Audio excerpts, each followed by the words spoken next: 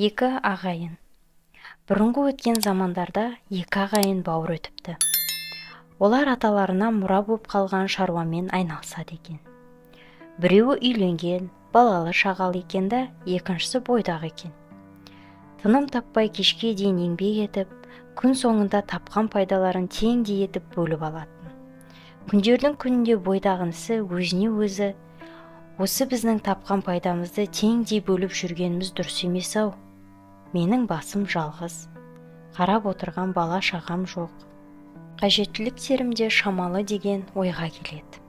Содан бастап күн сайын түнде бір қап дәнді білдірмей ағасының қоймасына апарып тастап отырады. Сол күндерде үйлі баранда ағасы да отырып, осы біздің табысымызды тең бөлуіміз мақұл емес. Мен болсам балалы шағалымын. Қартайсам бағып қағатын жандар бар. Ал інім жалғыз ғой, ол қартайса не болады, деп ойға батады.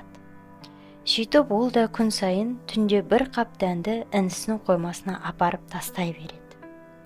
Осылайша арада айлар өтеді, жылдар өтеді.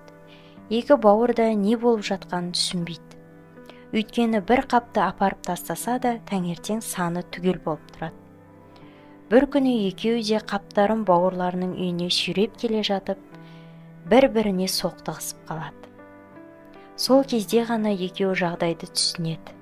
Қаптарын жерге қоя салып, бірін-бірі кеуделеріне басып, қатты құшақтасады.